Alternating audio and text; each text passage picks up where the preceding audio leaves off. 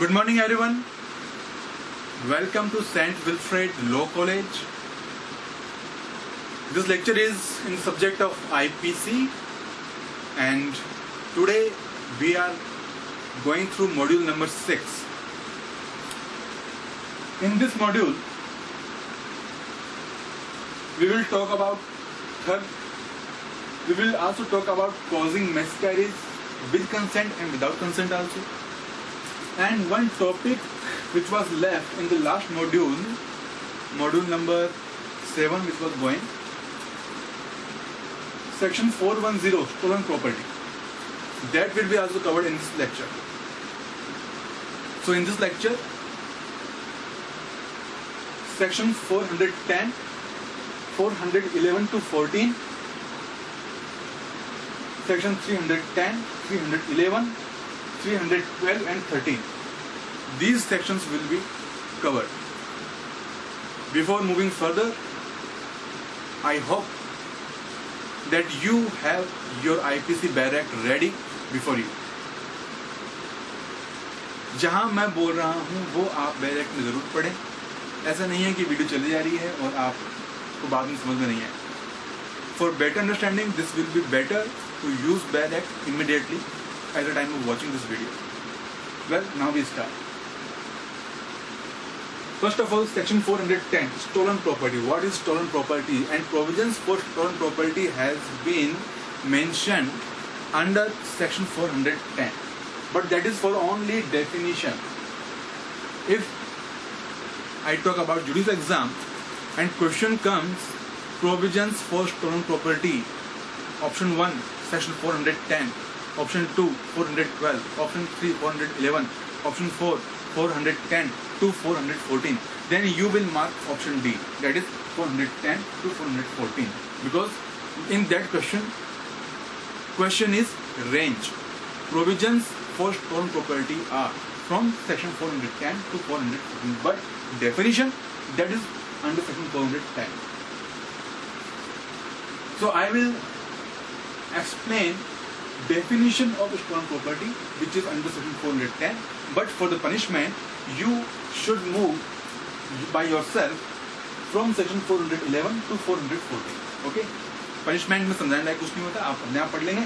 तो मैं यहाँ पर डेफिनेशन बता देता हूँ. क्या देखो, स्टोलन प्रॉपर्टी मतलब प्रॉपर्टी जो चुराई गई है. अगर चुराई गई संपत्ति ही हम समझें तो इस हिसाब से तो हम समझ सकते हैं कि जहां पर चोरी करके हम कोई प्रॉपर्टी लाए वो हमारी स्टोलन प्रॉपर्टी हो गई.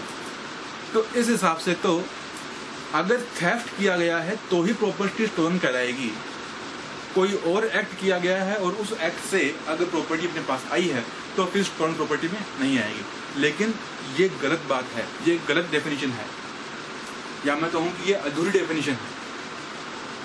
स्टोलन प्रॉपर्टी को आप जिस सेंस में समझेंगे वो ये है कि एक ऐसी प्रॉपर्टी जो आपके पास में है लेकिन वो आपकी नहीं है, आप लीगली एंटाइटल नहीं हो उस प्रॉपर्टी के लिए. That property is stolen property. तो जरूरी नहीं है कि चोरी करने के बाद में जो प्रॉपर्टी आई है वो स्टोलन प्रॉपर्टी हो सकता है कि आपने एक्सटॉर्शन किया हो सकता है आपने रोबरी की हो सकता है आपने डेपोटी की हो, जिसके आधार पर वो प्रॉपर्टी आपके पास आई, यानी कि अनलॉफुल तरीके से आई है, एक ऑफेंस करके आई है या अनलॉफुल तरीके से आई है जो प्रॉपर्टी आपके पास में, यानी कि आपने जो है वो रॉन्गफुल गेन किया है. अब ये जो प्रॉपर्टी है दिस इज स्टोलन प्रॉपर्टी. ठीक है, तो ये स्टोलन प्रॉपर्टी किस किस एक्ट या कौन कौन से ऑफेंस से आ सकती है वो समझने के बाद तो आप जब इसे पढ़ोगे तो इसमें लिखा हुआ आएगा कि प्रॉपर्टी का पोजीशन अपने पास आया है. तो प्रॉपर्टी कौन सी जिसका पोजीशन अपने पास आएगा, तो ये पोजीशन मूवेबल प्रॉपर्टी का होगा. अब ये क्वेश्चन हो सकता है कि सर आप तो एक्सटॉर्शन भी कह रहे हैं, तो एक्सटॉर्शन से तो प्रॉपर्टी मूवेबल और इमूवेबल दोनों तरह की होती है. बात तो सही है आपकी, लेकिन एक्सटॉर्शन में मूवेबल भी होती है ना. लेकिन पोजीशन अगर वहां से हटकर यहाँ आ रहा है इसका मतलब वो मूवेबल नेचर की हो सकती है, इमूवेबल नेचर की नहीं हो सकती. ठीक है, तो यहाँ पे प्रॉपर्टी का मतलब सिर्फ मूवेबल प्रॉपर्टी है, इमूवेबल प्रॉपर्टी की बात यहाँ नहीं हो रही है. तो प्रॉपर्टी पोजीशन यानी कि सिर्फ movable property which has been mention under section 22 IPC कि कोई भी तरह की corporate property which has been attached with earth और which is permanently fastened with earth or which is permanently fastened with something which is permanently fastened with earth, that is movable property.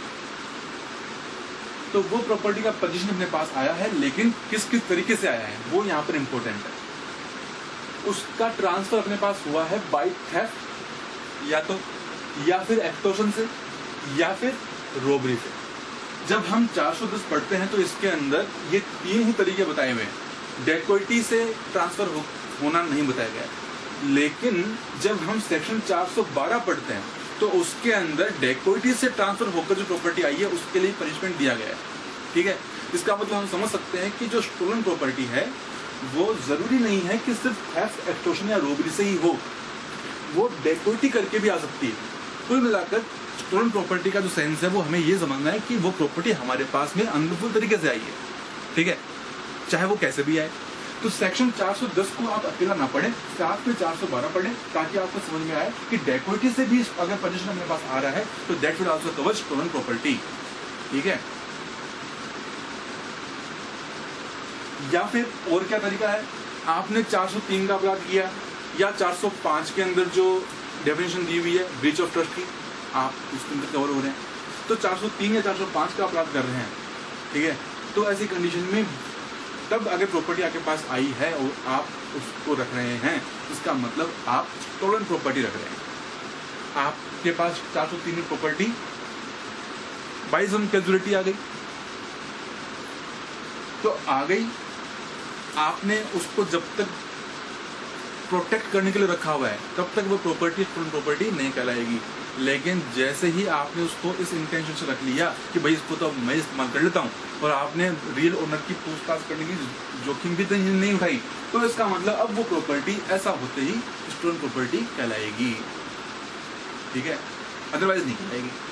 मेरे पास ये marker है, ये marker किसका है मुझे नहीं पता, यहाँ कहीं कैंपस में मिल जाता है, तो कैंपस में से उसको उठाकर मैंने अपने पास सिर्फ इसलिए रख लिया कि जिसका भी है उसको लौटा दूंगा. यहाँ तक वो स्टोलन प्रॉपर्टी नहीं है, लेकिन मैंने इसको उठाया कि इसको इस्तेमाल मैं करूँगा. ठीक है ना, तो इसका मतलब अब ये प्रॉपर्टी स्टोलन प्रॉपर्टी कहलाएगी. तो स्टोलन प्रॉपर्टी की जिम्मेदार मैं हो ही गया, मैं साथ में 403 के लिए भी अपराध का भागीदारी बन जाऊँगा. ठीक है, तो ऐसे ही 405. अब इससे कोई फर्क नहीं पड़ता कि ये जो स्टोलन प्रॉपर्टी का पोजीशन है ये आपके पास विद इन इंडिया हुआ है या विदाउट इंडिया हुआ है. अगर आपके पास आपके ऊपर आईपीसी गवर्न होती है, तो वो कैसे होगी, तो उसके लिए सेक्शन 3 और 4 आप पढ़ लेंगे आईपीसी का.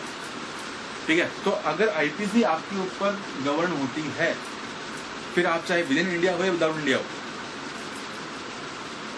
तो ये ऑफेंस जो है आपका पीछा नहीं छोड़ेगा अगर आप ये किया है. ठीक है, अब इसका एक एक्सेप्शन है. अच्छा, उससे पहले इंडिया की बात की जाए तो इंडिया क्या है. इंडिया वही है जो सेक्शन 18 आईपीसी के अंदर दिया हुआ है कि इंडिया मतलब टेरिटरी ऑफ इंडिया. अब टेरिटरी ऑफ इंडिया, तो उसके अंदर अगर हम नक्शा बनाएं, जैसे कि मैं कहाँ बनाऊँ, चलो यहाँ बना लेता हूँ, एक आउटलाइन बना रहा हूँ ऐसे ही कि ये जो हमने ऐसा कुछ बनाया और नीचे से यहाँ से लिखकर और ऐसा करके कुछ बना दिया, तो क्या यही इंडिया है? नहीं. यहाँ पर जो अंडमान निकोबार है वो भी इसमें इंक्लूड है, यहाँ पर जो लक्षद्वीप समूह है ये भी इसमें इंक्लूड है. तो टेरिटरी ऑफ इंडिया मतलब ये भी इसमें इंक्लूड है. ठीक है, लेकिन जब सेक्शन 18 पढ़ते हैं तो उसमें दिया हुआ है एक्सेप्ट जम्मू एंड कश्मीर. ठीक है, लेकिन वो आज की तारीख में लागू नहीं होता है. क्यों नहीं होता है? क्योंकि अब the Jammu and Kashmir reorganisation act बन गया है और वो ये कहता है कि अब इंडिया के सेंट्रल लॉ जो कि उसके शेड्यूल में दिए हुए हैं, 5th शेड्यूल होना चाहिए, हाँ 5th शेड्यूल के टेबल A के अंदर दिए हुए हैं कि वो सारे के सारे central law Jammu and Kashmir और लद्दाख के अंदर भी लागू होंगे. तो the Jammu and Kashmir reorganisation act 2019, इसको आप जरूर पढ़ लें. तो अब इंडिया का मतलब वही होगा. ठीक है, तो यहाँ पर जम्मू एंड कश्मीर को जो एक्सेप्ट किया था अब वो यहाँ पर हट गया. तो आईपीसी अब वहाँ पर भी लागू होती है. अब आईपीसी लागू होती है तो डेफिनेटली सीआरपीसी लागू होगी. ठीक है। और जब ये दोनों लागू होंगे तो एविडेंस सेट लागू होगा ही होगा, ठीक है ना। ओके, तो ये हमारा जो है स्टोलन प्रॉपर्टी का ऑफेंस कराता है, ठीक है। अब इसका एक्सेप्शन क्या है? एक एक्सेप्शन है कि स्टोलन प्रॉपर्टी मैंने चुराई या थेफ्ट से आई हो या एक्सटॉर्शन से कैसे भी आई होगी, ठीक है ना, अगर वो प्रॉपर्टी वापस उस व्यक्ति के पास पहुंच जाए तो क्या अब वो ऑफेंस रह गया स्टोलन प्रॉपर्टी का? नहीं, अब वो ऑफेंस नहीं रह गया। प्रॉपर्टी आपके पास अनलॉफुल तरीके से आई थी लेकिन अब वापस उसके पास पहुंच गई है, इसका मतलब अब आपने वो ऑफेंस नहीं किया है। और यही चीज़ इस पर भी लागू होती है कि जब चोरी आपने की, थेफ्ट की और वो वापस आपने उसको दे दी तो क्या थेफ्ट रह गया? नहीं, थेफ्ट नहीं रहा, ठीक है ना, क्योंकि प्रॉपर्टी को मूव करना था आउट ऑफ पोजीशन। 378 में आप पढ़ेंगे तो out of position and without knowledge and consent of owner और पोजेसर आप उस प्रॉपर्टी को मूव करते हैं, तो ठीक है। और बिना ही बताए या बताकर कैसे भी आपने वापस उसको दे दिया, तो अब क्या आप 378 के लिए लायबल हो गए? नहीं, अब लायबल नहीं हो। तो this was section 410 stolen property and section 411 से 414 जो है ये अलग अलग तरीके से प्रॉपर्टी को आप डिसऑनेस्टली रिसीव कर रहे हैं या फिर आप उसको डेकोइटी से प्राप्त कर रहे हैं, उसके लिए दिया हुआ है। तो सेक्शन 411 से लेकर 414 आईपीसी तक जो है वो आप अपने आप ही पढ़ेंगे तो समझ में आ जाएगा कि अगर आप हैबिचुअली डील कर रहे हैं स्टोलन प्रॉपर्टी के अंदर तो उसका मतलब 413 के अंदर आप कवर हो रहे हैं। और ऐसे ही आप अगर उस स्टोलन प्रॉपर्टी को कंसील करने में किसी की सहायता कर रहे हैं तो इसका मतलब आप 414 में कवर हो रहे हैं, ठीक है। तो इजी से है, मेन चीज़ 410 की जो आपको मैंने बता दी। नेक्स्ट है सेक्शन 310 जो हमारे मॉड्यूल 6 का पार्ट है।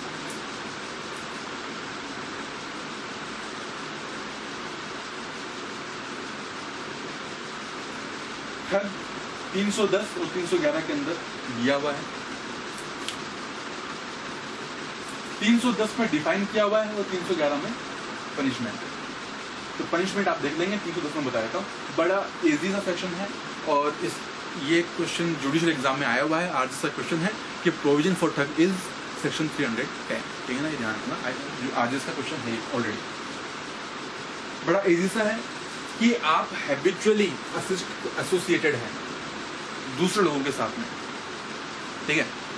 मैं कुछ दूसरे लोगों के साथ में एसोसिएट हूँ, जुड़ा हुआ हूँ, लेकिन वर्ड है ये हैबिचुअली और ये बहुत इंपॉर्टेंट है। अगर हैबिचुअली मैं जुड़ा हुआ नहीं हूँ, कभी कभार किसी संपर्क में आ गया तो उसका मतलब मैं ठग नहीं। और वहां पर जो अपराध किया गया तो उस अपराध के लिए मैं जिम्मेदार हो सकता हूं लेकिन ठगी के लिए तो नहीं हो सकता। मान लीजिए कि अगर दूसरे लोग ऐसे हैं जो रॉबरी कर रहे हैं साथ में मर्डर भी करते हैं, रॉबरी विद मर्डर, या चाइल्ड स्टीलिंग करते हैं, बच्चा चुराते हैं और उस दौरान किसी की हत्या भी कर देते हैं, तो ऐसे लोगों के साथ अगर मैं जुड़ा हुआ हूं और लगातार जुड़ा हुआ हूं, हैबिचुअली ही जुड़ा हुआ हूं, इसका मतलब मैं एक ठग हूं। अगर आपने ठग ऑफ हिंदुस्तान देखी हो तो उसके अंदर यही चीज है। और ठग के ऊपर और भी मूवीज बनी हुई है, कई सीरीज बने हुए हैं पहले के, तो उसमें क्या होता है, उसमें यही होता है, ठीक है। तो ठगी कर रहे हैं मतलब आप या तो रॉबरी विद मर्डर या चाइल्ड स्टीलिंग विद मर्डर के जो ऑफेंस हैं उसको करने वाले लोगों के साथ में जुड़े हुए हैं। जुड़े हुए हैं मतलब हो सकता है कि आप खुद भी कर रहे होंगे वैसा, या फिर आप उनको उस तरह का क्राइम करने में हेल्प करते हैं। अब उसे कैसे भी करो, ठीक है। बात सिर्फ एसोसिएशन की है, जरूरी नहीं है कि वो क्राइम आप सीधा खुद ही कर रहे हों, ठीक है। तो रॉबरी वो ये 390 में डिफाइन की हुई है, वो हम ऑलरेडी कर चुके हैं, कवर हो चुका है पहले पिछले लेक्चर्स के अंदर। तो जब आप हैबिचुअली एसोसिएटेड हैं तो आप ठगी के लिए जिम्मेदार हैं, और ऐसा करते हुए आपने रॉबरी भी मर्डर कर दिया तो आप उस ऑफेंस के लिए भी जिम्मेदार होंगे और इसके लिए भी होंगे, ठीक है। लेकिन आप हैबिचुअली एसोसिएटेड नहीं है, कभी एक या दो बार आपने ऐसा किया तो आप ठगी के लिए जिम्मेदार नहीं है, आप सिर्फ उस क्राइम के लिए जिम्मेदार हैं जो आपने वहां पर किया है, अगर आपने किया है तो। और अगर आप क्राइम सीधा खुद नहीं किया आपने, आप सिर्फ एसोसिएटेड थे, तो फिर आपको सेक्शन 34 के साथ और एप्रोप्रिएट ऑफेंस के लिए जिम्मेदार माना जाएगा, ठीक है। इस सेक्शन में समझाने लायक इससे ज्यादा कुछ है भी नहीं, और मैं देख लेता हूँ और क्या हो सकता है इसके अंदर, बस यही है और कुछ नहीं। अब हैबिचुअली का पता कैसे लगाया जाए, ये एक क्वेश्चन खड़ा होता है कि सर हैबिचुअली डिफाइन तो है नहीं कहीं, तो हम पता कैसे करें। तो देखो ऐसा है कि अगर इसको ऐसे समझो कि मुझे अगर बेल करवानी है किसी की, तो बेल करवाने के लिए मैं ये जानता हूं कि कोर्ट की टोटल डिस्क्रिप्शन पावर लगती है, ठीक है। अब इसका इससे लिंक क्या है मैं उस पर आऊंगा। तो बेल करवानी है तो मैं जानता हूं कि कोर्ट की डिस्क्रिप्शन पावर लगती है, उसका कोई फिक्स क्राइटेरिया नहीं है कि ऐसा होगा तो बेल मिल भी जाएगी। क्राइटेरिया आप कितना भी बिठा दो, कोर्ट को नहीं लगता कि बेल देनी चाहिए तो नहीं देगी वो, फिर चाहे कुछ भी हो जाए, ठीक है ना। अब यहाँ पर जो जनरली ग्राउंड्स लिए जाते हैं उनमें से एक ग्राउंड ये होता है कि माय लॉर्ड, ये तो जो व्यक्ति है जिसको बेल चाहिए, जो एक्यूज है, इसका कोई क्रिमिनल रिकॉर्ड नहीं है पिछले का, है ना। अभी फर्स्ट टाइम इसके खिलाफ अपराध का चार्ज लगा है, पीछे का रिकॉर्ड इसका एकदम साफ, यानी कि he is not habitual offender. अगर आपने क्राइम एक से ज्यादा बार किया है, इसका मतलब यू आर हैबिचुअल ऑफेंडर। तो हैबिचुअली पता कैसे करें, रिपीटेशन कितनी बार हो रहा है आपका कोई क्राइम करना, उसी को हम हैबिचुअली से पता करते हैं, ठीक है। तो आप कितनी बार एसोसिएट हो रहे हैं दूसरों के साथ हैबिचुअली, मतलब आपका पिछला रिकॉर्ड चेक किया जाएगा, ठीक है ना। तो ये 310 के अंदर बता दिया गया है, पनिशमेंट 311 में आप पढ़ लेंगे। इसके आगे जो आपके सिलेबस में है वो है सेक्शन 312। 313 सिलेबस में नहीं है, लेकिन मैं इसको पढ़ा रहा हूँ साथ में इसलिए क्योंकि ये एक दूसरे से बहुत ही थोड़ा सा फर्क लिए बैठे हैं, थोड़ा सा फर्क हुआ और सेक्शन भी बदल गया। देखिए 312 और 313 दोनों के दोनों पनिशमेंट रखते हैं मिसकैरेज करने का, और मिसकैरेज क्या होती है वो 312 में डिफाइन किया हुआ है, ठीक है। तो मिसकैरेज की डेफिनेशन 312 में दी हुई है, पनिशमेंट भी 312 में दिया हुआ है, लेकिन आगे जो 313 है उसके अंदर डेफिनेशन नहीं दी हुई, सिर्फ पनिशमेंट है अगर हालात दूसरे होते हैं तो, ठीक है। और ऐसे ही मिसकैरेज को लेकर और प्रोविजन है जो 314 से आगे कंटिन्यू है, तो वो आप देख लेंगे, उसमें समझाने लगा कुछ भी नहीं है, पनिशमेंट पढ़ते समझ आ जाएगा आपको। बाकी मेन चीज जो है वो सेक्शन 312 313 इसको मैं समझा देता हूँ। देखिए कॉजिंग मिसकैरेज मतलब गर्भपात करवाना। गर्भपात होगा तो कब होगा, डेफिनेटली ये तभी होगा जब वोम के अंदर वो बच्चा या बच्ची है। किस स्टेज पर है उससे मतलब नहीं, हो सकता है कि बच्चा या बच्ची वो सिर्फ 4 दिन का हो सकता है कि वो 4 महीने का हो, उससे मतलब नहीं। किस स्टेज पर है, भ्रूण का विकास किस हद तक हो चुका है, उससे कोई लेना नहीं है। बात सिर्फ इतनी सी है कि मेडिकल रिपोर्ट है वो औरत गर्भवती है, शी इज प्रेग्नेंट। और फिर अगर मिसकैरेज किया जाता है, मिसकैरेज किया जा रहा है कैसे, या तो वो खुद ही करवा रही है या फिर उसको करवाया जा रहा है मिसकैरेज, लेकिन इसमें उसने कंसेंट दी है, ठीक है, कंसेंट दी है तो 312 में आएगा। लेकिन कंसेंट के बिना ही अगर मिसकैरेज किया जा रहा है तो 313 में आएगा। इसीलिए मैंने यहाँ पर लिख दिया है कॉजिंग मिसकैरेज विद कंसेंट। तो विद कंसेंट मैंने एक्स्ट्रा जोड़ा है, हेडिंग में नहीं है आपके सेक्शन के अंदर, लेकिन दोनों के अंदर जो फर्क है 312 और 313 में वो कंसेंट का ही है कि वुमन की कंसेंट अगर नहीं है 313 में है, अगर है तो 312 के अंदर। तो मिसकैरेज विद कंसेंट की बात की जाती है जहाँ पर, तो उसको हम 312 में पढ़ लेते हैं कि लिखा है वॉलंटरीली कॉजेज मिसकैरेज। मिसकैरेज किया जा रहा है और वॉलंटरीली किया जा रहा है। वॉलंटरीली मतलब वो जो सेक्शन 39 के अंदर डिफाइन किया हुआ है आईपीसी में। तो जब हम सेक्शन 39 आईपीसी पढ़ते हैं तो उसमें दिया हुआ है, आप निकाल लीजिए डायरेक्ट में जहाँ मैं पढ़ रहा हूँ, a person is said to cause an effect voluntarily when he causes it by means whereby he intended to cause it, कि वो उन साधनों से उस काम को करने जा रहा है जो कि वो चाहता है कि ऐसा ही किया जाए, he intended to cause it, or by means which at the time of employing those means he knew or had reason to believe to be likely to cause it, या फिर जब वो उन साधनों को, उन सोर्सेस को अप्लाई करेगा तो उसको पता है कि ऐसा करने से ऐसा ऐसा ही होगा या होने की संभावना होगी, तो फिर हम कहेंगे कि वो काम वो वॉलंटरीली कर रहा है।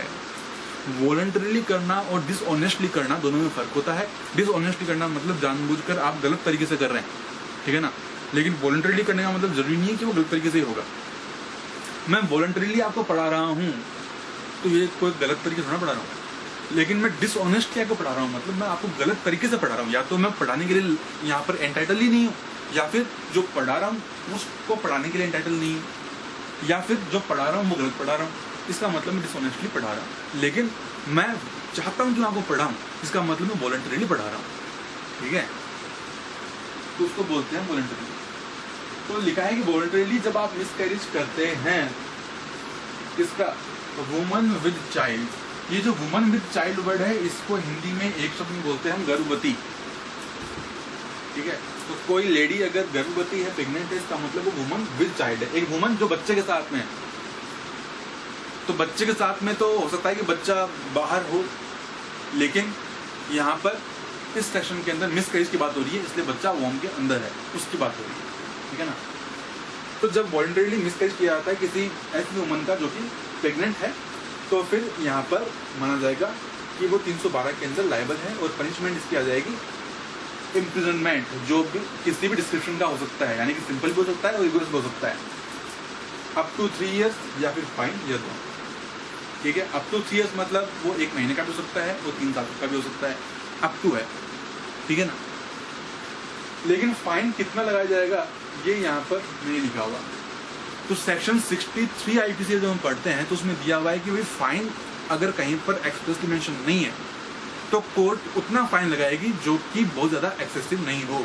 लेकिन सीआरपीसी में साथ में हम पढ़ते हैं तो वहाँ पर जुरिडिक्शन दिया हुआ है, सेक्शन आप पढ़ लेंगे उसका, ये 28-29 के अंदर मिल जाएगा आपको, 29 में होना चाहिए, हाँ 29 में मिल जाएगा। उसमें दिया हुआ है कि वहाँ पर जुरिडिक्शन कितना कितना है, कौन सी कोर्ट को, मजिस्ट्रेट को कितने जुर्माना लगाने की पावर है। तो एक्सेसिव नहीं होगा और ना ही वो अपना जुरिडिक्शन क्रॉस करेंगे, दोनों चीज़ें आ गई, ठीक है ना। तो फाइन अगर जहाँ मेंशन नहीं है तो वहाँ पर इस तरह से फाइन लगाया जाता है, ठीक बात है, या फिर दोनों भी हो सकते हैं। और फाइन अगर लगाया जाएगा तो फाइन की जगह पर अगर फाइन पे नहीं किया जाता है तो उसकी जगह पर सब्स्टिट्यूट इम्प्रिजनमेंट की भी व्यवस्था है, वो आप सीआरपीसी में पढ़ेंगे, सेक्शन 31 में आप पढ़ेंगे। उसके अलावा आईपीसी में भी दिया हुआ है, लेकिन फिलहाल वो लेक्चर हमारा नहीं है, उसमें मैं नहीं जा रहा, वो एक अलग लंबा लेक्चर हो जाएगा। ओके, तो मिसकैरेज किया जाता है वॉलंटरीली तो ये पनिशमेंट मिलता है।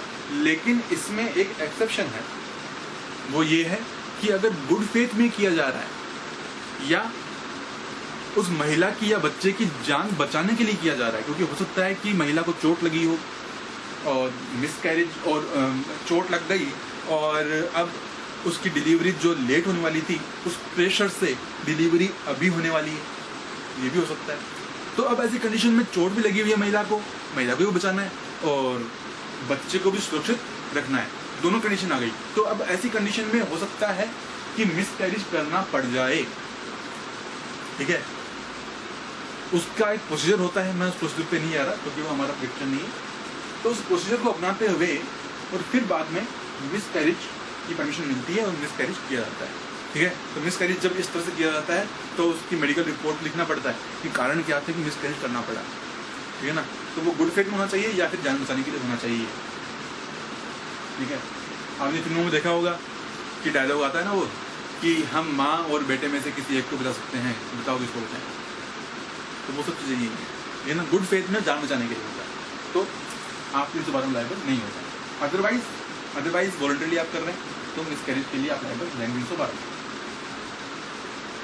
या फिर इसमें दिया हुआ है कि अगर क्विक विद चाइल्ड है, वो वुमन जो है क्विक विद चाइल्ड है। क्विक विद चाइल्ड मतलब देखो, क्विक चाइल्ड का मतलब होता है ये एक फीटस होता है, मैंने इसकी यहाँ मीनिंग लिख रखी है। Quick child means it is a foetus that has developed to such a stage that it moves in womb। जब फीटस इतना डेवलप हो जाता है वॉम के अंदर कि वो मूव करने लग जाए। होता क्या है कि जब बहुत ही इनिशियल लेवल पे होता है तो उसका डेवलपमेंट हो रहा होता है, वो मूव नहीं करता। लेकिन जब वो इतना डेवलप हो जाता है कि उसको इलेक्ट्रॉनिक मेजर्स, उसका ब्रेन वेव इलेक्ट्रॉनिक मेजर्स करना शुरू कर देता है। तो इसका मतलब अब वो बच्चा रेडी है बाहर आने के लिए, उसको हम बोलते हैं क्विक चाइल्ड, ठीक है ना। तो अगर वो बच्चा इस स्टेज पर पहुंच चुका है कि अब वो क्विक चाइल्ड बन चुका है वोम के अंदर, और फिर अगर उसका मिसकैरेज किया जाता है तो भी उसका पनिशमेंट अलग से दिया हुआ है कि आइदर डिस्क्रिप्शन ऑफ इम्प्रिजनमेंट, यानी कि सिंपल या रिगुलर कुछ भी हो सकता है, जिसमें up to 7 years and fine है। यहाँ पर फाइन अल्टरनेट ऑप्शन था, यहाँ पर फाइन अल्टरनेट ऑप्शन नहीं है, वो दिया ही जाएगा, ठीक है ना। तो 7 साल तक की जेल हो सकती है और जुर्माना लगेगा, वो अलग लगेगा, ठीक है। तो क्विक विद चाइल्ड के लिए पनिशमेंट अलग दिया हुआ है, और क्विक विद चाइल्ड नहीं है तो पनिशमेंट अलग दिया हुआ है, ठीक है ना। सेक्शन एक ही है, उसके अंदर ही मेंशन किया हुआ है 312 में, ये दोनों।